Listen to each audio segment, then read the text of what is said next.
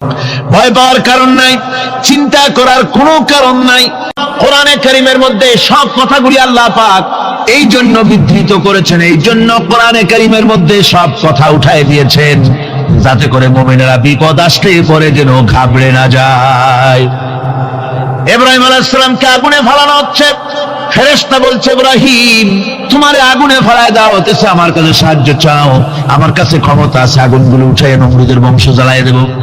হযরত ইব্রাহিম ফেরেশতার কাছে সাহায্য চাইছিলেন নাকি? তিনি বললেন ফেরেশতা তোমার কাছে সাহায্য কেন চাইব, আমি তো এমন কোন অন্ধ আল্লাহর ইবাদত করি না যেই অন্ধ স্রষ্টা তার গোলামের দুঃখ দুর্দশা না দেখেন, আমি তোমার কাছে সাহায্য চাইব না। হযরত ইব্রাহিম আলাইহিস সালাম পাশ করলেন। কি বলেন, পাশ করছেন না? ঈমানের পরীক্ষায় পাশ। আগুনের মধ্যে হযরত ইব্রাহিমকে যখন ফেলানো হচ্ছে, রব্বুল আলামিন আগুনের প্রতি নোটিশ করে দিলেন, ইয়া নারু কুনি বারদাও ওয়া সালামান আলা ইব্রাহিম। আগুন আমার ইব্রাহিমের জন্য শান্তিদায়ক, ঠান্ডা হয়ে যা। এখন কি আর আগুনের বাপের ক্ষমতা আছে ইব্রাহিমকে পোড়ানো? আর ক্ষমতা নাই। আমার বন্ধুগণ, ইব্রাহিম আগুনের ভিতরে আরামে বসা আছেন, আর ওদিকে নমরুদ বসে বসে দেখতেছে দূর থেকে। ইব্রাহিম তো জ্বলে না, গায়ের মধ্যে আগুন জ্বলে গেল। ডাক দিয়া কয়, আগুন তোর হলো কি? কেন জ্বালাইতে পারিস না আমার দুশমন রে? হলোটা কি তোর? তোর কি জ্বালানোর শক্তি বন্ধ হয়ে গেল নাকি? আগুনের ভিতর থেকে জবাব এলো, নমরুদ রে আমার ভিতরে জ্বালানোর শক্তি আছে কি নাই যদি প্রমাণ করতে চাও, টেস্ট করতে চাও, তুই নিজে আয়, তোরে শুদ্ধ তামাম দুনিয়া জ্বালাই দিতে পারি, ইব্রাহিমের এক গাছা পশমও জ্বালাই দিতে পারি না। তার কারণ হচ্ছে আমি হচ্ছি মাখলুক, আল্লাহ হচ্ছেন খালিক। আল্লাহ আমাকে বলেছেন না জ্বালাতে, তুমি 1000 বার বললেও আমি ইব্রাহিমকে জ্বালাইতে পারবো না। কোরআনে কারীমে ঘটনা বলে মুমিনদেরকে সাহস দেওয়া হচ্ছে, মুমিনেরা দ্বীনের কাজ করতে গিয়ে বিপদ আবাজ আসবে, ঈমানের দাবি হলো বিপদ আসবে, আর বিপদ আসলে ঘাবড়ায় যেও না, মুসিবতে পড়ে চিন্তায় পেরেশানে হয়রান হয়ে যেও না। বিশ্বকবি আল্লামা ইকবাল কি সুন্দর করে বলেছেন, আজ ভি হো জু ইব্রাহিম কা ইমা पैदा आग कर सकती है एक अंदाज गुलिस्तां पैदा। ইব্রাহিমের ঈমান যদি আজিও কোথাও হয় বিদ্যমান, করতে পারেন অগ্নিকুণ্ডে খুবসুরত এক গুলিস্তান। আজও যদি আগুনের ভিতরে কোন নমরুদ কোন ইব্রাহিমকে যদি ফেলে দেয়, আল্লাহ রাব্বুল আলামিন আজও আগুনকে ফুলের বাগান বানায়া দিবেন। সুবহানাল্লাহ। ভয় পাওয়ার কারণ নাই, চিন্তা করার কোনো কারণ নাই। আমার বন্ধুগণ, হযরতে হুদ আলাইহিস সালামকে যখন সমাজের লোকেরা, রাষ্ট্রের লোকেরা ঘিরে ফেলে দিল, সমাজ শক্তি রাষ্ট্র শক্তি যখন তাকে ঘিরে ফেলে দিল, ষড়যন্ত্রের পাহাড় তুলে দিল, তারে মেরে ফেলে দিবে, হযরত হুদ দেশ থেকে তা পালায় গেলেন না, ভয় পেলেন না। হযরতে হুদ আলাইহিস সালাম বললেন, কোরআনে কারীমে হযরত হুদের কথা কোট করা হলো, ফাকিদুনি জামিআন সুম্মা লা তুযিরুন। সম্মিলিতভাবে ষড়যন্ত্র করো আমার বিরুদ্ধে, সবাই মিলে ষড়যন্ত্র করো, সুম্মা লা তুযিরুন, আর আমাকে এতটুকু অবকাশ তোমরা দিও না। ইন্নী তাওয়াক্কালতু আলাল্লাহি রাব্বি ওয়া রাব্বিকুম, আমি ভরসা করেছি সেই আল্লাহর উপরে যার কুদরতি হাতের ভেতরে, যিনি আমাদের রব তোমাদেরও রব, আর যার কুদরতি হাতের ভিতরে তামাম পৃথিবীর জানগুলি যার হাতে, সে আল্লাহর উপরে ভরসা করেছি। ষড়যন্ত্র যদ্দূর আছে করতে থাকো, আমি ষড়যন্ত্র পরোয়া করি না। সুবহানাল্লাহ। এটাই হলো মুমিনের কোয়ালিটি। শুধু ঈমান, লা ইলাহা ইল্লাল্লাহু মুহাম্মাদুর রাসূলুল্লাহ, গরুর গোশত খাই, আর রবিউল মাস আসতে পরে ইয়া নবী সালাম আলাইকা, ইয়া রাসূল সালাম আলাইকা, তারপরে গরম গরম জিলাপি আর রসগোল্লা খাইলাম খুব বেশি করিয়া, এর নাম মুমিন নয়। মুমিন হচ্ছে তার চলায় ফেরায় ওঠায় বসায় সাহসিকতার এক আন্দাজ তৈরি হবে সে। আমার ভাইয়েরা, বিপদে অবিচলতা আমাদেরকে পয়গম্বরেরা শিক্ষা দান করেছেন। আমরা দেখতে পেয়েছি বিশ্বনবী জনাবে মুহাম্মদুর রাসূলুল্লাহ সাল্লাল্লাহু আলাইহি ওয়াসাল্লাম হিজরতের রাত, কাফেররা চতুর্দিকে দাঁড়ানো। হযরত জিবরাইল এসে বলেন, ইয়া রাসূলুল্লাহ, হে কাফেররা চতুর্দিকে ঘিরে দাঁড়িয়েছে, গভীর রাত, এখন হাতে তাদের তরবারি, সকাল হলে পরেই তারা আপনাকে মেরে ফেলে দিবে, তাড়াতাড়ি ওঠেন, মদিনার দিকে চলে যান। আল্লাহ নবী ঘুমের থেকে জেগে হযরত আলীকে ডেকে বলেন, আলী, আল্লাহ অর্ডার করেছে, আমি মদিনায় চললাম, আমার বিছানার পরে আমার চাদর গায়ে দিয়ে শুয়ে থাকো। হযরত আলী বলেন, আল্লাহর হাবিব, আপনার চাদর গায়ে দিয়ে ঘুমিয়ে থাকবো, সকালবেলায় কাফির বেঈমানেরা আপনার বিছানার পরে আপনার চাদর গায়ে দেওয়া অবস্থায় আমি আলীকে তারা মুহাম্মদ মনে করবে, আর আমি আলীকে নবী মনে করে তারা তাদের তরবারি দিয়া কেটে কেটে টুকরা টুকরা করে আমারে বিদায় করে দেবে দুনিয়া থেকে। এতটুকুনো পরোয়া করি না, বরং আমার দিলের মধ্যে এটাই তৃপ্তি থাকবে যে আমি আলীর জীবনের বিনিময় আল্লাহর হাবিব দুনিয়ায় বেঁচে আছে। কোরআনে কারিমে রব্বুল আলামিন বলছেন, ওয়ামা তিলকা বিয়ামিনিকা ইয়া মূসা, হে মূসা, তোমার ডান হাতে ওটা কি? মূসা আলাইহিস সালাম বললেন, হিয়া আসায়া, এটা একটা লাঠি, এরপরে আমি ভর করে দাঁড়াই, এ দিয়ে আমি গাছের পাতা পাড়ি, ছাগল ভেড়ারে খাওয়াই, এ দিয়ে আমি ছাগল ভেড়াগুলি বন্য প্রাণী থেকে রক্ষা করি, এর উপরে মাঝে মধ্যে আমি অনেক সময় দাঁড়ায় থেকে ক্লান্ত হলে এই লাঠির উপরে ভর করে দাঁড়াই, তাছাড়াও আরো অনেক কাজ আমি এই লাঠি দিয়ে করি। প্রশ্ন হচ্ছে, আল্লাহ জিজ্ঞেস করলেন, তোমার ডাইন হাতে ওটা কি? জবাব দিলেই সারে, এটা একটা লাঠি, এ দিয়ে গাছের পাতা পারি, ভেড়া ছাগল ঠেকাই, তারপরে আমি এর উপরে ভর করে দাঁড়াই। এত কথার দরকার কি? দরকার এই জন্যে, আশেক যখন কথা বলার সুযোগ পায় মাশূকের সাথে, মন চায় সময়টা অল্পের মধ্যে যেন শেষ না হয়ে যায়। এখানে আশেক হচ্ছেন হযরত মূসা আলাইহিস সালাম, মাশূক হচ্ছেন আল্লাহ সুবহানাহু ওয়া তাআলা। তিনি কথা বলছেন, এই কথার সুযোগটা যেন অল্পের মধ্যে শেষ না হয়ে যায়, এই জন্য সময়টাকে দীর্ঘায়িত করার জন্য মূসা আলাইহিস সালাম এ ধরনের বক্তৃতা বিবৃতি করতেছিলেন। আল্লাহ রাব্বুল আলামিন বললেন, মূসা রে, তুমি বলেছো এটা লাঠি, আর লাঠির ফজিলত তুমি বর্ণনা করেছো, এছাড়াও লাঠির মধ্যে আর একটা কুদরত আছে, তুমি জানো না? তুমি তোমার হাতের লাঠিটা ছেড়ে দাও। লাঠি তিনি ছেড়ে দিলেন, হিয়া হাইয়াতুন তাসআ, একটা বিরাট অজগর হয়ে গেল। মূসা আলাইহিস সালাম ভয় পেলেন। আল্লাহ বললেন, ভয় পেও না, খুযহা ওয়ালা তাখাফ, ভয় পেও না, এটাকে ধরো। মূসা আলাইহিস সালাম দেখলেন আল্লাহ বলতেছেন ভয় পেও না, এরপর তো ভয় করাই উচিত না। মূসা আলাইহিস সালাম ধরলেন, সাথে সাথে সাপ কি হয়ে গেল? লাঠি হয়ে গেল। আমি পুরা ঘটনা বলবো না, মুজিজার কথাটাই বলতেছি।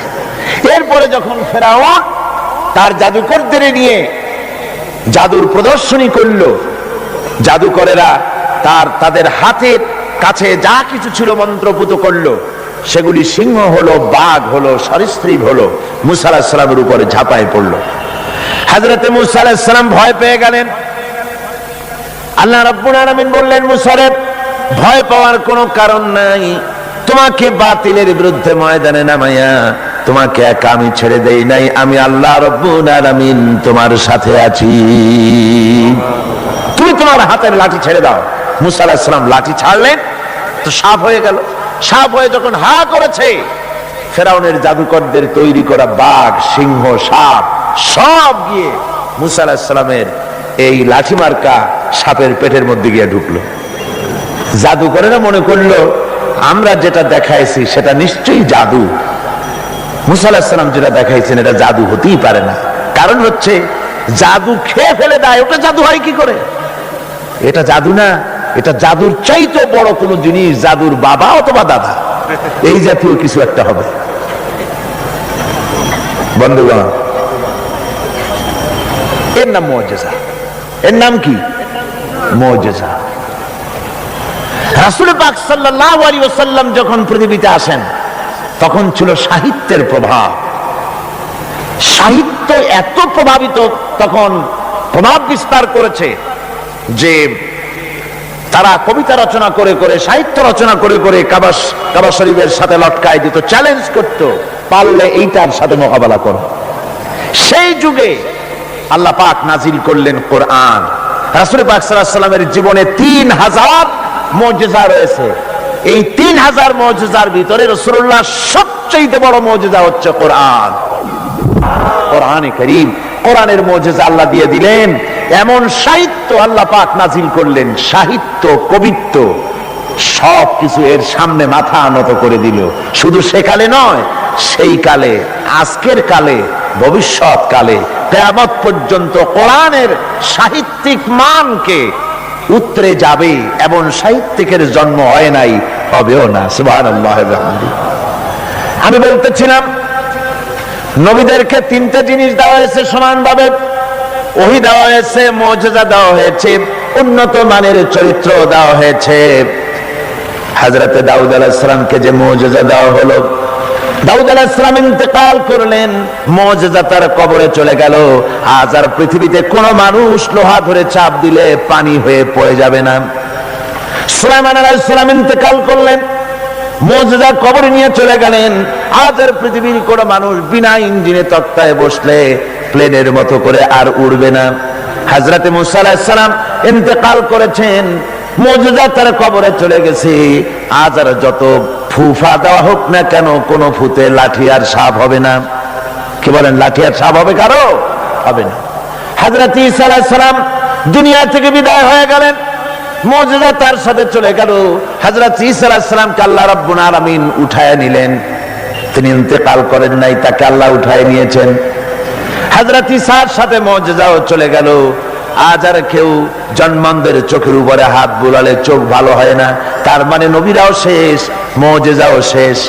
একজন মাত্র নবী জনাবে মুহাম্মদ রাসূলুল্লাহ সাল্লাল্লাহু আলাইহি ওয়াসাল্লাম ইন্তেকাল করেছেন, কিন্তু তার মুজিজা কবরে নিয়ে যান নাই। তার মুজিজা কোরআন আজও আছে, আর কিয়ামত পর্যন্ত রাসূলুল্লাহর মুজিজা থাকবে। রাসূল পাক সাল্লাল্লাহু আলাইহি ওয়াসাল্লামের মুজিজা চিরন্তন, শাশ্বত, কিয়ামত পর্যন্ত তা টিকে থাকবে। সুবহানাল্লাহ পড়ে। আমার ভাইরা, সে কোরআন আপনারা শুনতে এসেছেন, লাইলাতুল মেরাজে অবতীর্ণ করেছেন, আর হেফাজতের দায়িত্ব নিয়েছেন।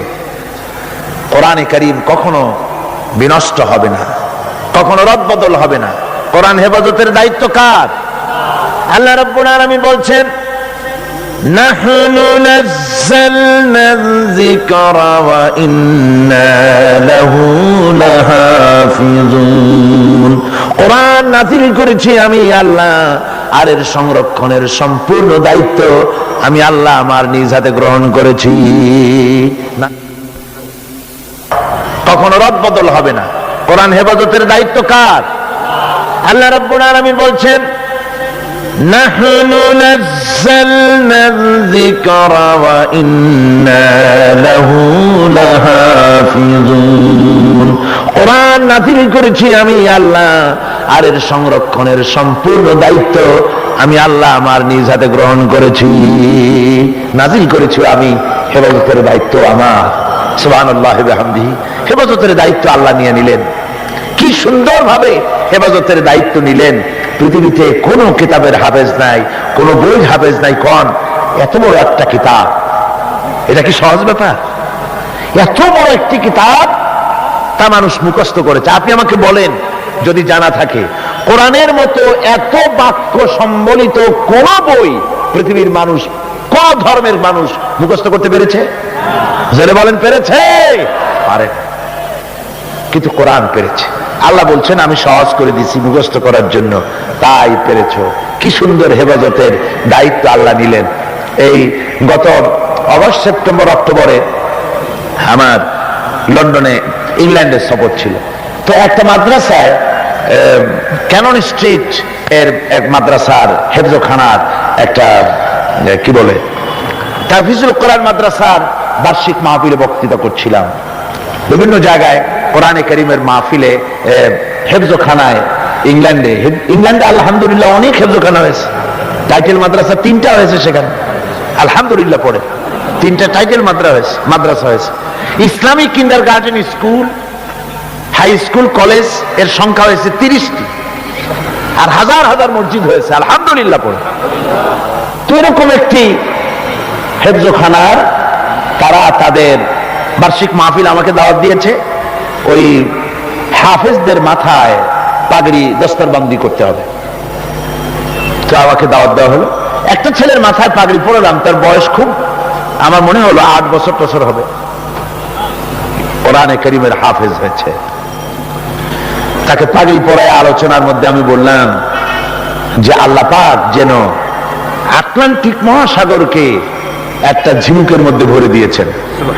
এই বাচ্চা ছেলেটা একটা ঝিনুকের মতো, আর কোরআনে কারীম আটলান্টিক মহাসাগরের মতো, তার থেকেও বড়। এই ঝিনুকের মধ্যে আল্লাহ পাক হেফাজত করেছেন। কোরআনে কারীম আল্লাহ পাক এভাবে মানুষকে মুখস্থ করার সুযোগ করে দিয়ে কোরআন হেফাজতের ব্যবস্থা করেছেন। এই কোরআনে কারীম যার উপরে অবতীর্ণ হয়েছে তিনি হচ্ছেন বিশ্বের সর্বকালের সর্বযুগের সর্বশ্রেষ্ঠ মহামানব।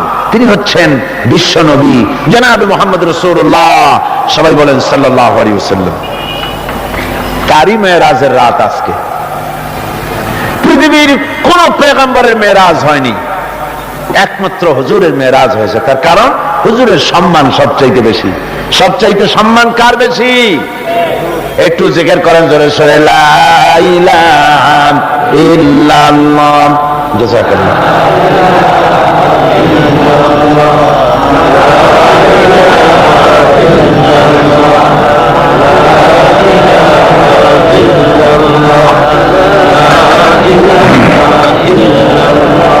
লা ইলাহা ইল্লাল্লাহ মুহাম্মাদুর রাসূলুল্লাহ।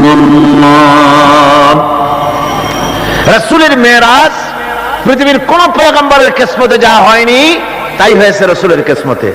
ধুলির ধরা থেকে একজন মানুষকে, একটা স্থূল ওজনদার একজন মানুষ, জড়দেহ, এই মানুষকে পৃথিবীর মাটি থেকে মহাশূন্য পাড়ি দিয়ে কেমনি নিয়ে গেল আকাশে, এ নিয়ে বহু প্রশ্ন হয়েছে। কেউ কেউ মেরাজকে অস্বীকার করেছে, কেউ বলেছে হ্যাঁ মেরাজ মানি, তবে মেরাজ সশরীরে হয় নাই, মেরাজ হয়েছে স্বপ্নে। আবার কেউ বলেছেন মেরাজ হয়েছে, এটা একটা আত্মিক ব্যাপার, স্পিরিচুয়াল ব্যাপার, সশরীরে মেরাজ অনেকে অস্বীকার করেছেন। তাদের যুক্তি হলো যে ল অফ গ্রাভিটেশন, মাধ্যাকর্ষণ শক্তি পাড়ি দিয়ে একটা স্থূল জড় শরীর, এটা উঠলো কি করে? এটা তো ওঠার কথা নয়। আপেল গাছ থেকে আপেলটা ছিঁড়ে যখন পড়ে তখন তো উপরে যায় না, সেটা মাধ্যাকর্ষণ শক্তির বলে নিচে নামে, উপরে তো যায় না। কাজে মাধ্যাকর্ষণ শক্তি ল অফ গ্রাভিটেশনকে পার হয়ে কি করে একটা মানুষ উপরে চলে গেল? এ হলো 1 নম্বর প্রশ্ন, যারা অস্বীকার করে তাদের প্রশ্ন। 2 নম্বরে তাদের প্রশ্ন যে বুঝলাম না হয় কোনো কায়দা করে গেলেন, যায়া সে কি ঘরের কাছের ব্যাপার? কোথায়? এখান থেকে চাঁদ হলো 2,32,000 মাইল, সূর্য হলো 9,30,00,000 মাইল, তারপরে মিল্কি ওয়ে, গ্যালাক্সি, এগুলি তারকার রাজ্য, উপগ্রহের রাজ্য, গ্রহের রাজ্য। তারা বলছে এটা একটা কথা নাকি? ওদের মাথায় ঢোকে না, বিশ্বাসই করতে চায় না। হুজুর ফিরে এসে যখন বসেছেন, তারপরে আবু জাহেল এসে তো বলছে যে মুহাম্মদ সাল্লাল্লাহু আলাইহি সাল্লাম প্রত্যেক দিনই তো নতুন নতুন কথা কও, আজকে কোনো নতুন কথা আছে নাকি? হুজুর বলছেন হ্যাঁ কথা আছে। কি বলে? এই যে শেষ রাত্রে আমার ফুফু উম্মু হানির ঘরের থেকে জিবরাইল এসে আমারে নিয়ে গেল, বাইতুল মাকদাসে গেলাম, 2 রাকাত নামাজ পড়লাম, এরপরে ওইখান থেকে আমাকে 7 আকাশ পাড়ি দেওয়া হলো, মহাশূন্য পাড়ি দিয়ে 7 আকাশ পাড়ি দিয়ে তারপরে আরশে আজিমে গেলাম, আল্লাহর সঙ্গে কথা বললাম, বেহেশত দোজখ দেখলাম, এরপরে এই যে আইসা কেবল ফজর পড়ে বসছি। আবু জাহেল কয় যে সর্বনাশ, খাইছে। এতদিন মনে করছিলাম তুমি পাগল, কিন্তু কোনো সবুত ছিল না, আর আজকে দলিল মিলে গেল, প্রমাণ মিলে গেল তুমি একটি বদ্ধ পাগল। যেরকম নাউযুবিল্লাহি মিন যালিক। আবু জাহেল মনে মনে খুব খুশি হলো, বলল মুহাম্মদ সাল্লাল্লাহু আলাইহি ওয়াসাল্লাম তুমি কি অনুমতি দিবে? তুমি যেভাবে এই ঘটনা বললে এটা মানুষকে বলে বেড়াই, অবশ্যই তুমি যাও বলে আসো। আবু জাহেল মনে করলো এটাই হলো গোল্ডেন অপরচুনিটি, এটাই হলো সুবর্ণ সুযোগ। তার সবচাইতে বেশি ভক্ত এবং অত্যন্ত আন্তরিক অন্তরঙ্গ বন্ধু হযরত আবু বকর, এই লোকটাকে খসাতে পারলেই বাজিমাত হবে। তার বাড়ি গিয়ে বলছেন, আবু বকর শুনেছে বলে কি? কয় যে মুহাম্মদ সাল্লাল্লাহু আলাইহি সাল্লাম পাগল হয়ে গেছে। বলে কি রকম? কয় যে এই সব কথা তিনি বলতেছেন এখন। হযরত আবু বকর বলছেন, আবু জাহেল তুমি যা বললে আমার রাসূল কি হুবহু এরকম বলেছেন? আবু জাহেল বলছে, হ্যাঁ ঠিক এরকমই বলেছে। হযরত আবু বকর বলছেন, আবু জাহেল শোনো, হুজুর সত্য বলেছেন, নিঃসন্দেহে তার মেরাজ হয়েছে, কোনো সন্দেহ নাই। হযরত আবু বকর আবু জাহেলকে ধরে নিয়ে আসলেন কাবা শরীফে, মসজিদে হারামে এসে বলছেন, হুজুর আমি এই আবু জাহেলের কাছে শুনলাম আপনি নাকি কি কি বলেছেন। হুজুর মেরাজের ঘটনা শোনালেন। হযরত আবু বকর বললেন, আপনি সত্য বলেছেন। হুজুর বলেন, আবু বকর তুমি আজ থেকে সিদ্দিক। সুবহানাল্লাহ। ভাইরা, মেরাজকে অনেকেই অস্বীকার করেছে, আর অস্বীকার করার যুক্তি কারো কারো থাকতে পারে যাদের ঈমান দুর্বল। কি করে সম্ভব? সজাগ করিয়া কিভাবে এই হাজার হাজার লক্ষ কোটি কোটি মাইল পাড়ি দিয়ে কিভাবে নিয়ে গেল, এটা কেমনে সম্ভব? এটা মানুষের মাথায় সহজে ঢুকবে না। মানুষের মাথায় সহজে ঢুকবে কোন? কি বলেন ঢুকবে? বিষয়টা খুবই কঠিন, বিষয়টা সহজে মানুষের মাথায় ঢুকবে না। এই জন্যে ঘটনাটা যেখানে আল্লাহ শুরু করেছেন, তিনি ঘটনাটা বর্ণনা দিচ্ছেন এইভাবে, সুবহানাল্লাযী আসরা বিআবদিহি লাইলাম মিনাল মাসজিদিল হারামি ইলাল মাসজিদিল আকসাল্লাযী বারাকনা হাওলাহু লিনুরিয়াহু মিন আয়াতিনা ইন্নাহু হুয়াস সামিউল বাসীর। সাদাকাল্লাহুল আযীম। ঘটনাটার বিবরণ দিচ্ছেন আল্লাহ এভাবে, শুরু করছেন সুবহানাল্লাযী আসরা বিআবদিহি, সমস্ত অক্ষমতা দুর্বলতা থেকে মুক্ত সেই মহান সত্তা যিনি তার বান্দাকে ইসরা করিয়েছেন লাইলান, লাইলান রাতের একটি অংশ, পুরো রাত লাগে না, রাতের একটি অংশে তার বান্দাকে তিনি ইসরা করিয়েছেন। মিনাল মসজিদিল হারাম ইলাল মসজিদিল আকসা, মসজিদে হারাম থেকে মসজিদে আকসা পর্যন্ত রাতের একটি অংশে ইসরা করিয়েছেন। রাতের ভ্রমণকে আরবিতে ইসরা বলা হয়। আর এই বাইতুল মুকাদ্দাস থেকে আরশ আজিম পর্যন্ত ভ্রমণের নাম হচ্ছে মেরাজ, সিঁড়ি। সেই সিঁড়িটা কিরকম হবে পরে বলছি। এখানে বলা হচ্ছে তোমরা তো জিনিসটাকে কঠিন মনে করো, যেটা কি করে সম্ভব, এটাকে কঠিন মনে করো, অসম্ভব মনে করো, কিন্তু কাজটা ঘটাইছেন এমন এক সত্তা সুবহানা, যিনি সমস্ত দুর্বলতা অক্ষমতা থেকে মুক্ত, মহান শক্তিশালী আল্লাহ ঘটনাটা ঘটাইছেন। কাজে তোমাদের এই চিন্তা কেন, যেটা কি করে হলো? কাজটা কে ঘটাইছেন? আল্লাহ সুবহানাহু ওয়া তাআলা তিনি ঘটাইছেন। তার জন্য এগুলি কি কোনো অসম্ভব ব্যাপার বলুন? এটা কি কোনো অসম্ভব ব্যাপার? নিশ্চয়ই কোনো অসম্ভব ব্যাপার না। বিজ্ঞানের দৃষ্টি দিয়ে, বৈজ্ঞানিক দৃষ্টিভঙ্গিতে এবং দর্শন দিয়ে আমি আপনাদেরকে বিষয়টা অনেকক্ষণ দৃষ্টান্ত দিতে পারবো। সে ধরনের মাল মশলা আমার কাছে মজুদ আছে। যে রাসূল পাক সাল্লাল্লাহু আলাইহি ওয়াসাল্লামকে মেরাজ হয়েছিল বিজ্ঞান এবং দর্শন দিয়ে বুঝানো যেতে পারে, কিন্তু এই যুক্তি, এই তত্ত্ব, এই তথ্যের কোন যুক্তি নাই, যেহেতু আল্লাহ নিজে বলেছেন সুবহানাল্লাযী আসরা বিআবদিহি লাইলাম মিনাল মাসজিদিল হারাম। এই ঘটনা ঘটায়ছেন তিনি, যার ক্ষমতার ভিতরে কোনো দুর্বলতা নাই, যার ক্ষমতা মুহাইয়া করতে পারে এমন ক্ষমতা কারো নাই, যিনি প্রচন্ড ক্ষমতার মালিক, অক্ষমতা তাকে স্পর্শ করে না, সেই মহান আল্লাহ এটা ঘটায়ছেন। সুতরাং যুক্তি প্রমাণের কোনো প্রয়োজন নাই, আল্লাহ নিজে বলছেন ঘটনাটা আমি ঘটাইছি। সুবহানাল্লাহ। তারপরে বলা হচ্ছে যে তিনি ফিরে এলেন, ওই যে বোরাক, হাদিস শরীফে এসেছে বোরাকে করে তাকে নেওয়া হয়েছে। তো বোরাকে করে নেওয়া হয়েছে, বোরাকটা কেমন? সেই বোরাক আমরা আবার বানাইছি, আমাদের তো বুদ্ধি কম না, আমাদের দেশের লোকের আবার বোরাক বানায় ছাড়ছে।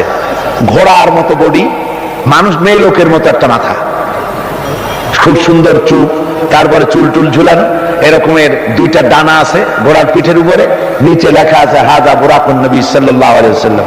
আর এইটাকে বরকতের জন্য মুসলমানেরা ঘরের মধ্যে টানায় রাখে। দেখছেন আপনারা এরকম?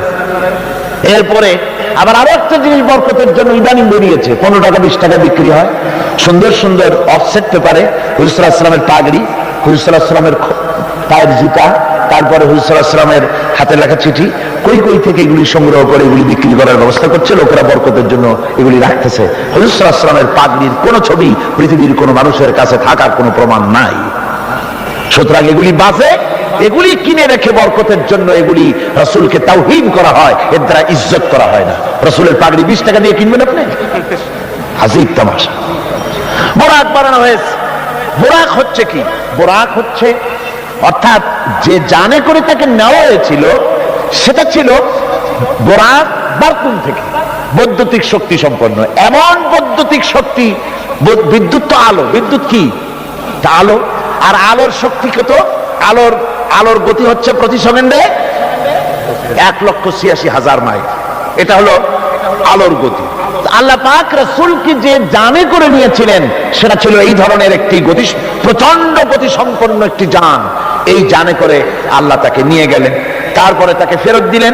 এসে তিনি দেখলেন যে উযু করে গেছিলেন সেই উযুর পানি তখনও গড়াচ্ছে। এটা কি করে সম্ভব? এটা সম্ভব এইভাবে সম্ভব। আমি একটা দৃষ্টান্ত শুধু দিতে বাধ্য হচ্ছি, দৃষ্টান্ত দেওয়ার কোনো প্রয়োজন পড়ে না, যেহেতু কাজটা আল্লাহ করেছেন। কাজটা কে করেছেন? বোঝার জন্য ছোট্ট একটা দৃষ্টান্ত দেই, তাহলে বুঝতে একটু সুবিধা হবে। যেমন আমাদের দেশে বিভিন্ন সময় বিভিন্ন দেশ থেকে রাষ্ট্রপ্রধানরা আসে। ওই রাষ্ট্রপ্রধানরা আসতে পরে এয়ারপোর্ট থেকে নিয়ে শুরু করে অতিথি ভবন অথবা বঙ্গভবন পর্যন্ত কয়েকটা রাস্তা গভর্নমেন্ট নিয়ন্ত্রণ করে। এই রাস্তাসমূহে ট্রাফিক চলাচল বন্ধ করে দেওয়া হয়। পত্র পত্রিকা, রেডিও, টেলিভিশন ঘোষণা করে যে রাষ্ট্রীয় অতিথি বিমানবন্দর থেকে শুরু করে তার অতিথি ভবন পর্যন্ত না যাওয়াকালীন এই রাস্তায় সাধারণ যানবাহন চলাচল করবে না, বেলা এতটা থেকে এতটা পর্যন্ত বন্ধ থাকবে। তারপরে মেহমান চলে গেল, মেহমান নামলো, গাড়িতে উঠলো, মোটর শোভাযাত্রা সহকারে তাকে অতিথি ভবন অথবা বঙ্গভবন নিয়ে যাওয়া হলো। এরপরে স্বাভাবিক প্রক্রিয়া, আবার ট্রাফিক চলাচল শুরু হয়ে গেল। এই রাস্তাসমূহে ট্রাফিক চলাচল বন্ধ করে দেওয়া হয়। পত্র পত্রিকা, রেডিও, টেলিভিশন ঘোষণা করে যে রাষ্ট্রীয় অতিথি বিমানবন্দর থেকে শুরু করে তার অতিথি ভবন পর্যন্ত না যাওয়াকালীন এই রাস্তায় সাধারণ যানবাহন চলাচল করবে না, বেলা এতটা থেকে এতটা পর্যন্ত বন্ধ থাকবে। তারপরে মেহমান চলে গেল, মেহমান নামলো, গাড়িতে উঠলো, মোটর শোভাযাত্রা সহকারে তাকে অতিথি ভবন অথবা বঙ্গভবন নিয়ে যাওয়া হলো। এরপরে স্বাভাবিক প্রক্রিয়া, আবার ট্রাফিক চলাচল শুরু হয়ে গেল। আমার বাইরে এইটা যদি পৃথিবীর সামান্য সলিমদ্দি কলিমদ্দির জন্য যদি এই ব্যবস্থা হয়, এই দুনিয়ার প্রেসিডেন্ট গুলা, এই পৃথিবীর নেতৃস্থানীয় ব্যক্তিবর্গ সলিমদ্দি কলিমদ্দি ছাড়া আর কিছুই না। আজ আছে কাল নাই, ঠিক কিনা গণ? আজ আছে কাল নাই, কিন্তু এদের মাথায় সেই আকল নাই, বুঝতে চেষ্টা করে না। যেই ক্ষমতা আসে সে মনে করে বাপের বাড়ির সম্পত্তি পেয়ে গেছি, সুতরাং যত খুশি নিজের ইচ্ছে মতো শয়তানি বদমাশি চালাতেই থাকে। সেই জন্য বলছি সলিমদ্দি কলিমদ্দি সাধারণ টাইপের মানুষ, এদের জন্য যদি ট্রাফিক চলাচল বন্ধ করে দেওয়া হয় তাহলে কোন সাধারণ মেহমান নয়, আকাশ ও জমিনে আল্লাহর পরে সবচাইতে বড় মর্যাদা কার? রাসূলের। জোরে চিল্লায় বলতে হবে, সবচাইতে বড় মর্যাদা কার? আল্লাহর পরেই মর্যাদা। চারটিখানি কথা নয়, ভালো করে বুঝতে হবে, মাথা খাটায় বুঝতে হবে। আল্লাহর পরে সর্বশ্রেষ্ঠ মর্যাদা হচ্ছেন মুহাম্মদ রাসূলুল্লাহ সাল্লাল্লাহু আলাইহি ওয়াসাল্লাম। আল্লাহর কাছে রাসূলের চাইতে বড় মেহমান আর কি কেউ আছে? আর কেউ আছে? এই শ্রেষ্ঠ মেহমানকে দাওয়াত দিয়েছেন আল্লাহ নিজে, আরশে আজিমে দাওয়াত দিয়েছেন। এখন মেহমানকে দাওয়াত দিয়ে আল্লাহ পাক যদি বলে থাকেন যে আমার মেহমান আমার বাড়ি আসতেছে, আরশে আজিমে আসতেছে, সুতরাং পৃথিবীর আহ্নিক গতি, এর বার্ষিক গতি, এর সময়ের গতি, এর ইথারের গতি, এর অক্সিজেন, এর পৃথিবী পরিচালনার গতি, গতিবিজ্ঞান যাকে বলা হয়, এই গতি, এই শক্তি, এই পরিচালনা শক্তি, সময়, কাল, সবটাকে আল্লাহ যদি স্টপ করে দিয়ে থাকেন, দাঁড়িয়ে থাকো জায়গায়, রাত এখন 3টা 45 মিনিট 35 সেকেন্ড, এখানে দাঁড়িয়ে থাক, আমার মেহমান আরশে আজিম ভ্রমণ করে আমার সঙ্গে কথা বলে বেহেশত দোজখ দেখে তারপরে যখন বাড়ি যাবে, এরপরে 3:35 47 থেকে আবার চালু হবে। এভাবে যদি আল্লাহ সময়ের গতি বন্ধ করে দিয়ে থাকেন, তাহলে রাসূল পাক সাল্লাল্লাহু আলাইহি ওয়াসাল্লাম আর শাজিম ভ্রমণ করে ঘরে এসে যদি দেখেন উজুর পানি তখনও গড়াচ্ছে, তা কি অসম্ভব? তা কি বিচিত্র কিছু? আদৌ বিচিত্র। এই জন্য আল্লাহ সুবহানাহু ওয়া তাআলা বলেছেন সুবহানাল্লাযী আসরা বিআবদিহি। দেখুন কাজটা ঘটায়ছেন আল্লাহ পাক, তারপরে বলছেন যে তিনি তার বান্দাকে বিআবদিহি, তার বান্দা। হুজুর সাল্লাল্লাহু আলাইহি ওয়াসাল্লামের এত বড় মর্যাদা, কিন্তু এত বড় মর্যাদা হলেও তিনি আল্লাহর সমকক্ষ নন। আল্লাহর সমকক্ষ? যেরকম আল্লাহর সমকক্ষ নিশ্চয়ই নয়। তিরমিজি শরীফের হাদিসের ভিতরে এসেছে, তিরমিজি শরীফের হাদিস, এক লোক হুজুরকে বলছেন, হে রাসূল, এক কথা প্রসঙ্গ বলছে, আপনি যা আল্লাহ যা ইচ্ছা করেন আর আপনি যা ইচ্ছা করেন। কথাটা ঠিক এইভাবে আসছে হাদিসে, হে রাসূল, আল্লাহ যা ইচ্ছা করেন আর আপনি যা ইচ্ছা করেন। হুজুর সাল্লাল্লাহু আলাইহি ওয়াসাল্লাম সঙ্গে সঙ্গে লোকটিকে সতর্ক করে দিলেন, বললেন তুমি তো আমাকে আল্লাহর সমকক্ষ করে দিলে, তুমি তোমার কথা পাল্টাও, বলো শুধুমাত্র আল্লাহ যা করেন তাই, আমার ইচ্ছায় নয়, যা হয় সবকিছু আল্লাহ সুবহানাহু ওয়া তাআলা তার ইচ্ছায়। সুতরাং আল্লাহর সমকক্ষ রাসূল নন, ঘটনা ঘটায়ছেন আল্লাহ, আর ঘটনাটা যাকে দিয়ে ঘটায়ছেন তিনি হচ্ছেন আল্লাহর কি বান্দা, তিনি আল্লাহর কি বান্দা। এই বান্দা শব্দ, এই আব কোরআনে কারীমে বহু জায়গায় হুজুরকে আল্লাহ পাক আব বলেছেন, নবীও বলেন নাই, রাসূলও বলেন নাই, নামও নেন নাই, শুধু বলেছেন আব। এর দ্বারাই বোঝা যায় হুজুরকে আল্লাহ পাক বলেছেন। অর্থাৎ আবদিয়তের চাইতে বড় ডিগ্রি আল্লাহর কাছে আর কিছুই নাই। নবী রাসূল গৌণ, মুখ্য হচ্ছে আব্দ। মুখ্য কি ধরে কোন? আব্দ, আল্লাহর বান্দা হয়ে যাওয়া। যেমন আপনারা দেখতে পান কোরআনে কারীমের প্রথমেই এই আয়াত আছে, ইন কুনতুম ফি রাইবিম মিম্মা নাযালনা আলা আবদিনা, আমি আমার বান্দার প্রতি যে কিতাব নাজিল করেছি, এই যে আবদিনা আমার বান্দা, কে আব্দ? মুহাম্মদ রাসূলুল্লাহ সাল্লাল্লাহু আলাইহি ওয়াসাল্লাম। অন্য আয়াতের মধ্যে রব্বুল আলামিন বলেন, তাবারাকাল্লাযী নাযালাল ফুরকানা আলা আবদিহি লিয়াকুনা লিল আলামিনা নাযীরা। অতীব বরকতশালী সে আল্লাহ রাব্বুল আলামিন, যিনি তার বান্দার উপরে ফুরকান অবতীর্ণ করেছেন। কে সেই বান্দা? মুহাম্মদ সাল্লাল্লাহু আলাইহি ওয়াসাল্লাম। সুতরাং আবদিহি, তার বান্দাকে ইসরা করিয়েছেন মসজিদে হারাম থেকে মসজিদে আকসা পর্যন্ত, তারপরে সেখান থেকে নিয়ে গেলেন আরশে আজিমে, নিয়ে তাকে কি করলেন, দিলেনটা কি? এখানে কথা হচ্ছে আমাদের দেশের লোকেরা বিভিন্ন সময় এইসব কথা আলোচনা করে বা ওয়াজের মধ্যে বলেন কেউ কেউ, যেটা হচ্ছে শুধুমাত্র নামাজ। আল্লাহ পাক তাকে মেরাজে নিয়ে নামাজ দিয়েছিলেন। আচ্ছা ভাই, শুধু নামাজ দেওয়াই যদি আল্লাহর উদ্দেশ্য থাকে, তা আবার বলে কি, যে নামাজ তো দিচ্ছেন আল্লাহ 50 ওয়াক্ত, মুসা আলাইহিস সালামের সঙ্গে যদি দেখা না হইতো তাহলে আমাদের কাজ সর্বনাশ হয়ে যেত। মুসা আলাইহিস সালামের সঙ্গে দেখা হওয়ার কারণে কিছুটা কনসেশন আমরা পাইছি, অন্তত 45 ওয়াক্ত তো কমছে।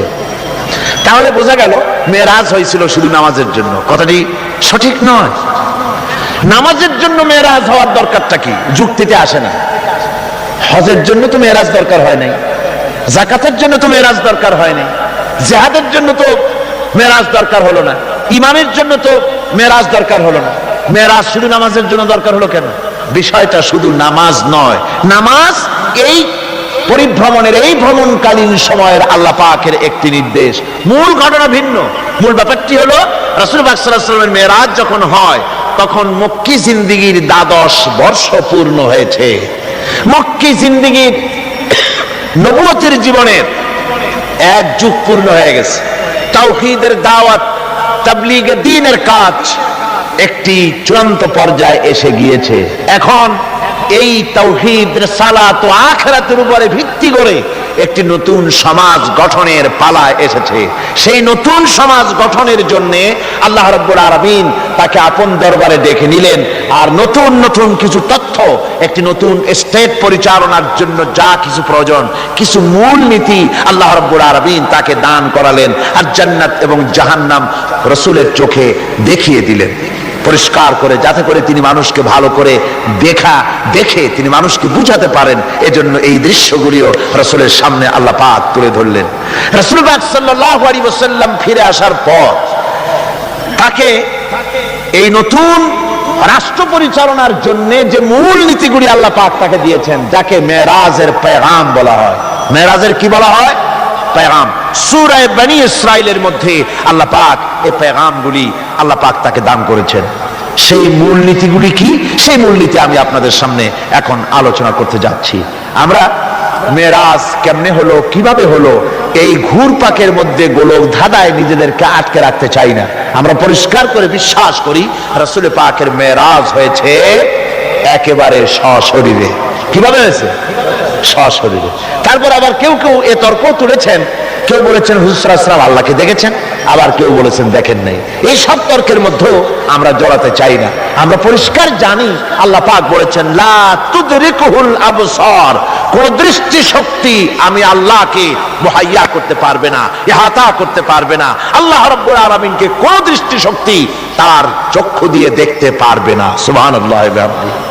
হযরত মুসা আলাইহিস সালাম বলেছিলেন রব্বি আরিনি, আয় আল্লাহ আমি তোমারে দেখতে চাই। আল্লাহ পাক পরিষ্কার বলেছেন লান তারানি, লান, কখনোই দেখতে পারবে না। মুসা আলাইহিস সালাম খুব আদরের নবী ছিলেন, আবদার তুলতে লাগলেন। আল্লাহ তাকে একটা ইন্টারভিউ নিলেন, দেখতে পারবা কিনা একটা টেস্ট হয়ে যায়।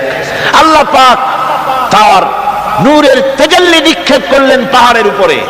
হযরত মুসা আলাইহিস সালাম এক সেকেন্ড মাত্র দেখলেন, সহ্য করতে পারলেন না, আল্লাহু আকবার বলে চিৎকার মেরে বেহুশ হয়ে জমিনের উপরে পড়ে গেলেন। সুতরাং আমরা ওই তর্কে যেতে চাই না যে আল্লাহ পাককে হুজুর সাল্লাল্লাহু আলাইহি ওয়াসাল্লাম দেখেছেন কি দেখেন নাই, ওইটা আমাদের মূল বিষয় নয়। আমাদের বিষয় হচ্ছে মেরাজ থেকে রাসূলুল্লাহ পেলেন কি, উম্মতের জন্য আনলেন কি, এটাই হলো আমাদের সবচেয়ে বড় প্রয়োজনীয় বিষয়। আল্লাহ পাক রাসূলকে যে জিনিসগুলি দিলেন, একটা নতুন স্টেট করতে যাচ্ছেন ওই সময় যখন মানুষ অধিকার বঞ্চিত, যখন নারীর অধিকার নাই, যখন শ্রমিক তার শ্রমের মূল্য পায় না, কৃষক তাদের উৎপাদিত পণ্যের সঠিক দাম পায় না, নারী আর পুরুষ, নারীগুলি হয়েছে ভোগের সামগ্রী, সন্তান উৎপাদনের বিশেষ ক্ষেত্র। তারপরে মানুষে মানুষে হানাহানি, মারামারি, কাটাকাটি, অশ্লীলতা, পাপাচার, জেনা আর ব্যভিচার, সুদ, ঘুষ, এতিমকে ঠকানো, গান বাজনা ইত্যাদি দিয়ে গোটা দেশটা যখন রসাতলে, গোটা পৃথিবী যখন ত্রাহি ত্রাহি করছে মজলুম জনতা, সেই সময় ইসলামের এই নতুন স্টেটের ভিত্তি দিতে যাচ্ছেন মুহাম্মদ রাসূলুল্লাহ সাল্লাল্লাহু আলাইহি ওয়াসাল্লাম। তখন আল্লাহ পাক এই স্টেট রচনার পেছনে কতগুলি মূলনীতি আল্লাহ পাক দান করলেন। সেই মূলনীতিগুলি এখন আমি আপনাদের সামনে বলছি। আল্লাহ রাব্বুল আলামিন বলেন ওয়াকাদা রাব্বুকা আল্লা তা'বুদু ইল্লা ইয়্যাহু ওয়া বিল ওয়ালিদাইনি ইহসানা। যে রুকুটিতে এই মূলনীতিগুলি আল্লাহ পাক দিয়েছেন, সেই রুকুটা শুরু হয়েছে এভাবে যে তোমার প্রভু চূড়ান্ত ফয়সালা এই যে আল্লাহ রাব্বুল আলামিনের দাসত্ব হবে কেবলমাত্র আল্লাহর, গোলামি হবে কার? জোরে সরে বলতে হবে, গোলামি হবে কার? আল্লাহ ছাড়া আর কারো গোলামি করা যাবে না। নতুন স্টেট তৈরি করতে যাচ্ছ, প্রথম নীতি হবে, প্রথম মূলনীতি হবে স্টেটের প্রথম থেকে নিয়ে শেষ পর্যন্ত, রাষ্ট্রপ্রধান থেকে নিয়ে প্রজা পর্যন্ত, জীবনের সকল ক্ষেত্রে সমস্ত মানুষের জন্য এটাই হলো মূলনীতি যে আল্লাহ ছাড়া কাউকে প্রভু বলে মানা যাবে না, আল্লাহ ছাড়া কারো গোলামি করা যাবে না। আর আল্লাহর পরেই মাতা পিতা এহসান করবে, এটা হচ্ছে আল্লাহর নির্দেশ, আল্লাহর ফয়সালা। তো প্রথম পয়েন্ট যেটা, সেটা হচ্ছে ইবাদত। প্রথম পয়েন্ট কি? ইবাদত। মূলত এই ইবাদতের জন্যই আল্লাহ পাক মানুষকে সৃষ্টি করেছেন। কোরআনে কারীমে আল্লাহ বলেছেন মা খালাকুতুল জিন্না ওয়াল ইনসা ইল্লা লিয়াবুদুন। আল্লাহ বলেন আমি মানব আর জিন জাতিকে সৃষ্টি করেছি শুধু আমার ইবাদতের জন্য, আর কোনো কারণে নয়। আর পৃথিবীতে যত নবী আমি পাঠিয়েছি সমস্ত নবীরা তার কওমকে দাওয়াত দিয়েছেন ইয়া কওমি ইবুদুল্লাহা মা লাকুম মিন ইলাহিন গায়রু। আল্লাহ রাব্বুল আলামিন বলেন, দুনিয়ায় যত নবী পাঠানো হলো সমস্ত নবীরা তার জাতিকে ডেকে বলেছেন, হে আমার জাতি, হে আমার কওম, এক আল্লাহর গোলামি করো, তিনি ছাড়া তোমাদের কোনো ইলাহ নাই। এই দাওয়াত সব নবীরা দিয়েছেন। আল্লাহ পাক বলেন, এমন কোন জাতি নাই, এমন কোন উম্মত নাই যাদের কাছে নবী আমি পাঠাই নাই। ওয়ালাকাদ বা'আসনা ফি কুল্লি উম্মাতির রাসূলা আন ইবুদুল্লাহা ওয়াজতানিবুত তাগুত। আমি প্রত্যেক জাতির জন্য রাসূল প্রেরণ করেছি, আমি প্রত্যেক জাতির জন্য নবী প্রেরণ করেছি। তাদের দাওয়াত ছিল আনি ইবুদুল্লাহ ওয়াজতানিবুত তাগুত, এক আল্লাহর গোলামি করো, এক আল্লাহর দাসত্ব করো, আর তাগুতকে বর্জন করো। তাগুত হচ্ছে সেই শক্তি যে শক্তি শুধু নিজেই আল্লাহর আইন অমান্য করে বসে থাকে না, বরং অন্যদেরকেও আল্লাহর আইন অমান্য করতে বাধ্য করে। যেমন মনিবের গোলামি করে তার চাকর, চাকর মনিবের আনুগত্য করে, এটাকে আরবিতে বলা হয় ইবাদত। সরকারের আনুগত্য করে জনগণ, এটা আরবিতে এই আনুগত্যটাকে ইবাদত বলা হয়। এভাবে গোটা পৃথিবীর যা কিছু আমরা দেখি আর দেখি না, সব কিছু আনুগত্য করে আল্লাহ রাব্বুল আলামিনের। কার আনুগত্য করে? চন্দ্র, সূর্য, গ্রহ, নক্ষত্র, সৌররাজি, ভূমণ্ডল, নবমণ্ডল সব গোলামি করে আল্লাহ। সুতরাং এই গোলামিকে আমরা, এটাকে ইবাদত বলা হয়। সবাই আল্লাহর আনুগত্য করছে, আল্লাহর ইবাদত করছে। যে ব্যক্তি বিদ্রোহ করেছে এবং দুনিয়ার জীবনকে অগ্রাধিকার দিয়েছে, তার জায়গা হচ্ছে জাহান্নাম। জোরে বলেন নাউজুবিল্লাহ। যে ব্যক্তি আল্লাহর সঙ্গে বিদ্রোহ করেছে আর পরকালের জন্য পাথর জোগাড় করে নাই, দুনিয়াকে অগ্রাধিকার দিল, পরকালকে ভুলে গেল, তার জায়গা হলো জাহান্নাম।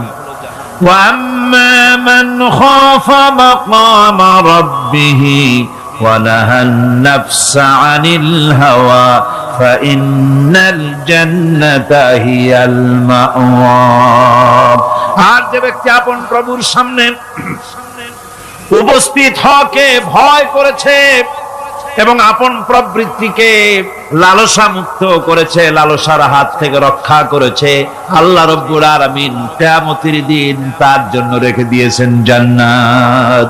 তার জন্য কোন জায়গা? জান্নাত। আমাদেরকে পরকাল ভিত্তিক জীবন যাপন যদি করি, তাহলে কবরের জবাবগুলি খুব আসান হবে। আর যদি পরকাল ভিত্তিক জীবন যাপন না হয়, কবরটা মুসিবত হয়ে যাবে। হযরত ওসমান রাদিয়াল্লাহু তাআলা আনহু কবরের কাছে গিয়ে খুব কাঁদতেন। সাহাবায়ে কেরাম প্রশ্ন করেছেন, হুজুর, রাসূল করিম সাল্লাল্লাহু আলাইহি ওয়াসাল্লাম যখন জান্নাত ও জাহান্নামের ওয়াজ করেন, কখনো তো এত বেশি আপনি কাঁদেন না, যত বেশি কাঁদেন কবরের কাছে এসে, কারণ কি?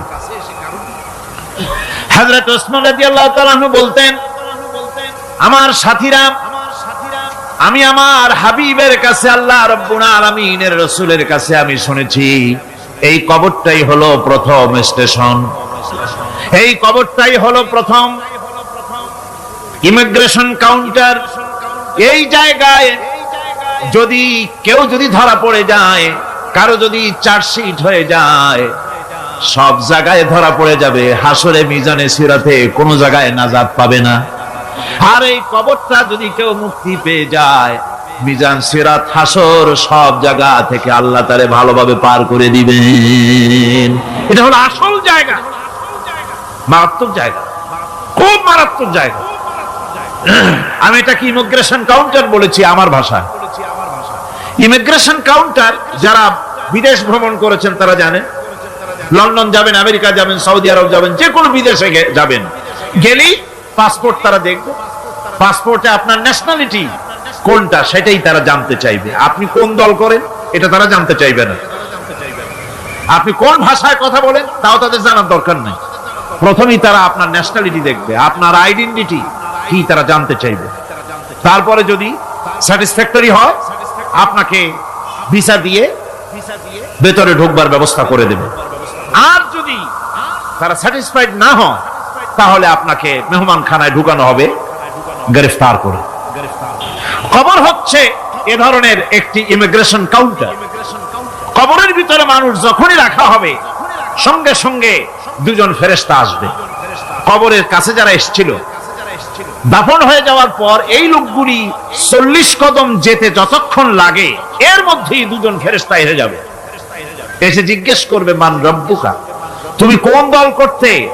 ওটা তাদের জানার দরকার নেই। চাকরি কিসে করতেন, ওটা জানার দরকার নেই। ব্যবসা করতেন না চাকরি করতেন, প্রয়োজন নেই। প্রথমেই জিজ্ঞাসা করা হবে ন্যাশনালিটি, প্রথমেই জিজ্ঞাসা করা হবে তার ন্যাশনালিটি সম্পর্কে, তার আইডেন্টিটিটা কি, এবং সেটাকে সত্যায়িত করার জন্য, বোঝার জন্য 3টি প্রশ্ন। প্রথম প্রশ্ন, মান রব্বুকা ওয়া মা দীনুকা ওয়া মান নাবিয়্যুকা, তোমার রব কে, তোমার দ্বীন কি, তোমার নবী কে। যদি এই ব্যক্তি বেঈমান হয়, মুনাফিক হয়, সে বলবে হায় হাতা লা আদরি, হায় হাতা লা আদরি, জানি না আমার রবকে, আমি জানি না। তোমার দিন কি, দিন কারে কয় বুঝি না। এরপরে আল্লাহর নবী জনাবে মুহাম্মদ রাসূলুল্লাহ সাল্লাল্লাহু আলাইহি ওয়াসাল্লামকে দেখানো হবে, বলা হবে মা কুনতা তাকুলু ফি হাদার রাজুল, এই ব্যক্তি সম্পর্কে তোমার ধারণা কি নিকে? বলবে আমি চিনি না। নাউযুবিল্লাহ। বাস, এরপরে তার যা হবার তাই শুরু হয়ে যাবে। আর যদি বান্দাটা মুমিন হয়, প্রশ্ন করা হবে মান রব্বুকা, জবাব দেবে রব্বি আল্লাহ, আমার রব আল্লাহ রাব্বুল আলামিন। ওয়া মা দীনুকা, দীনুনা ইসলাম, আমার দিন হচ্ছে ইসলাম। এরপরে আল্লাহর নবীকে দেখানো হবে। কয়েক রকমের বর্ণনা আছে, কোন বর্ণনায় আছে হুজুরের আকারে দেখানো হবে, অথবা রাসূলকে সরাসরি দেখানো হবে। বলা হবে মা কুনতা তাকুলু ফি হাদার রাজুল, এই লোকটি সম্পর্কে ধারণা কি? মুমিন ব্যক্তি বলবে হাদা নবিয়ুনা মুহাম্মাদুর রাসূলুল্লাহ সাল্লাল্লাহু আলাইহি ওয়াসাল্লাম, ইনি আমার তো সেই নবী মুহাম্মাদুর রাসূলুল্লাহ সাল্লাল্লাহু আলাইহি ওয়াসাল্লাম। আমরা যেন এই রকমের জবাব দিতে পারি, আল্লাহ কবুল করো। সকলে জোরে বলেন আমিন।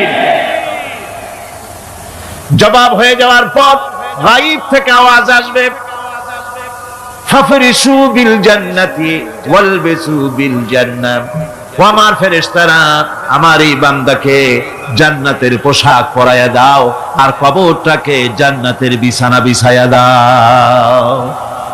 জান্নাতের পোশাক পরায় দাও, জান্নাতের বিছানা বিছায়া দাও। ইলা মাদ্দা বাসারিহি, তার চোখের দৃষ্টি যতদূর যায় কবরটা ততটা প্রশস্ত করে দাও। এরপর বেহেশতের পোশাক পরাইয়া, বেহেশতের বিছানা বিছায়া ফেরেশতা বলবে নওম কানাউমুল উরুস, ঘুমিয়ে যাও। দুলামিয়া যেমন বাসর সজ্জায় নতুন বউ নিয়ে আরামে ঘুমায়, এরকম আরামে ঘুমায় যাও। ইলা ইয়াউমিল কিয়ামা, কিয়ামত পর্যন্ত ঘুমায় থাকো, আরামে ঘুমিয়ে থাকবে। এরপরে সিংহায় ফুৎকার হবে, সিংহার ফুৎকারের আওয়াজে তার ঘুম ভেঙে যাবে।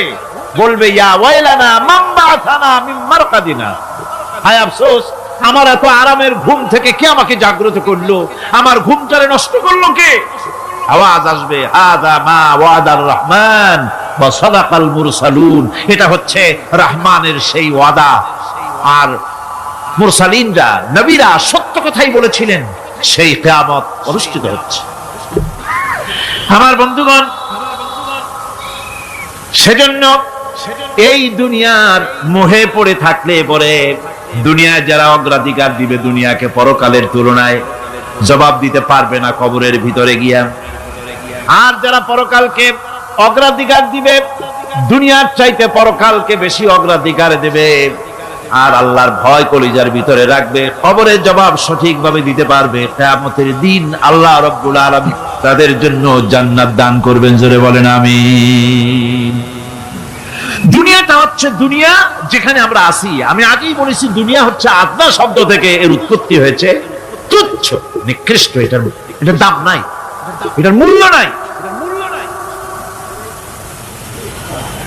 হযরত হযরত ইবনে কাইয়িম রাহিমাহুল্লাহ নওয়ারাল্লাহু মারকাদাহু ওয়া জাআলাল জান্নাতা মাথওয়াহু, হযরত ইবনে কাইয়িম তিনি বলছেন, সুন্দর করে বলছেন দুনিয়া সম্পর্কে, মা মাদা ফিদ দুনিয়া আহলামুন ওয়া মা বাকিয়া মিনহা আমানি ওয়াল ওয়াক্তু বাইনাহুমা দাইউন।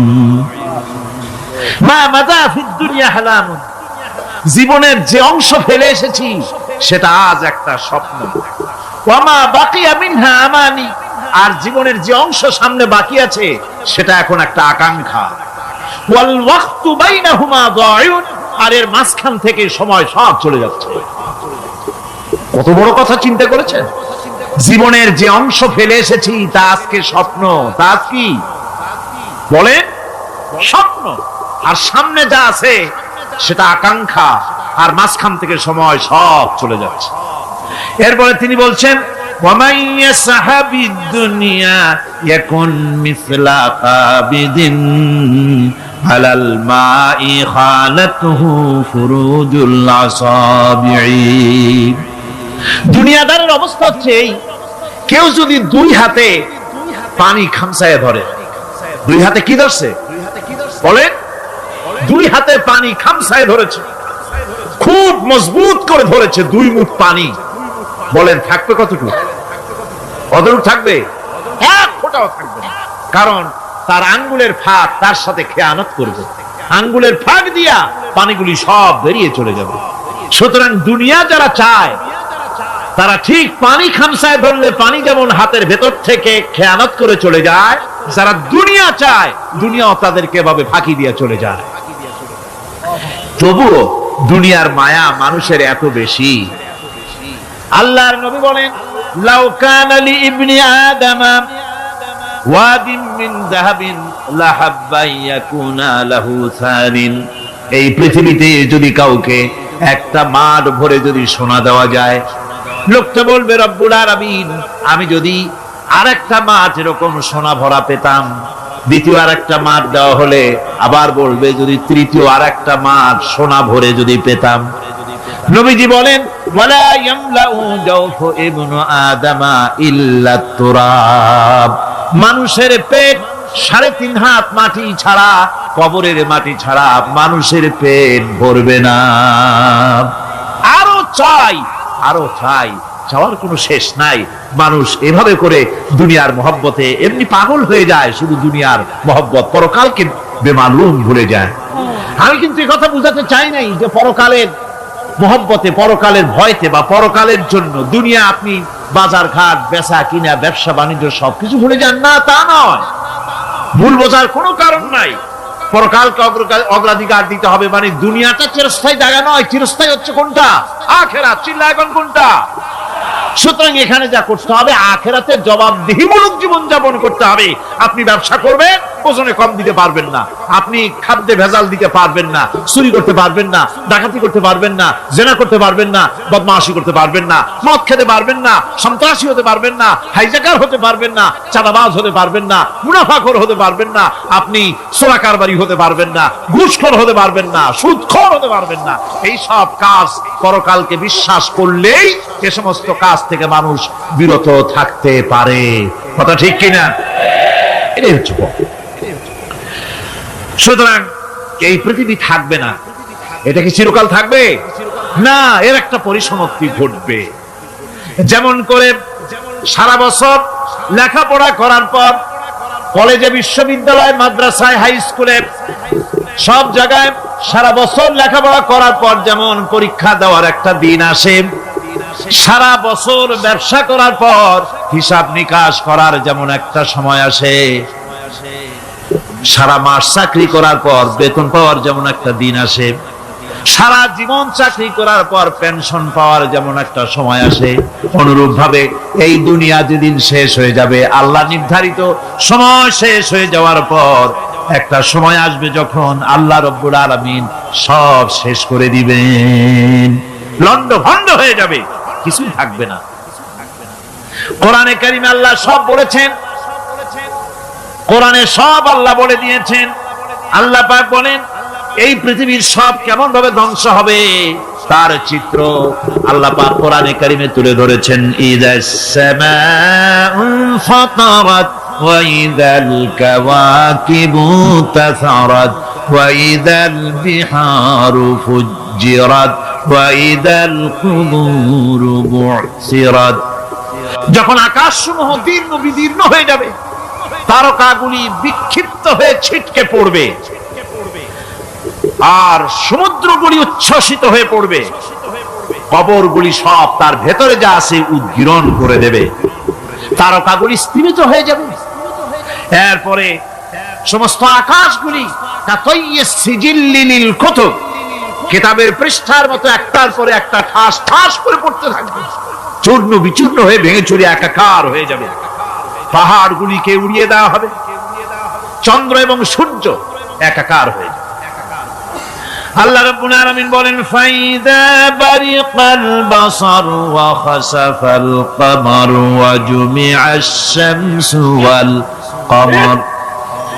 চক্ষু যখন বিস্ফারিত হয়ে যাবে, চাঁদ যখন তার আলো হারিয়ে ফেলবে, সূর্য যখন তার আলো হারিয়ে ফেলবে, চাঁদ আর সূর্য সব একাকার হয়ে যাবে।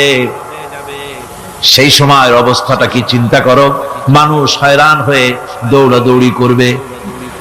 ওয়াহুমিলাতিল আরদু ওয়াল জিবালু ফাদুক্কাতা দাক্কাতান ওয়াহিদা। জমিন এবং পাহাড়গুলির মধ্যে আল্লাহ রাব্বুল আলামিন সংঘর্ষ বাঁধিয়ে দিবেন। পাহাড়গুলি ভেঙে চুরে টুকরা টুকরা হয়ে যাবে। পাহাড়গুলি উঁচু করে জমিনের উপরে আছাড় মেরে আল্লাহ রাব্বুল আলামিন ভেঙে চুরে চুরমার করে দিবেন। সুবহানাল্লাহ। ওয়া তাকুনুল জিবালু কালইনিল মানফুশ। পাহাড়গুলো পেঁজা ধোনা তুলার মতো করে উড়িয়ে দেওয়া হবে, পাহাড় উড়ে যাবে। সুবহানাল্লাহ।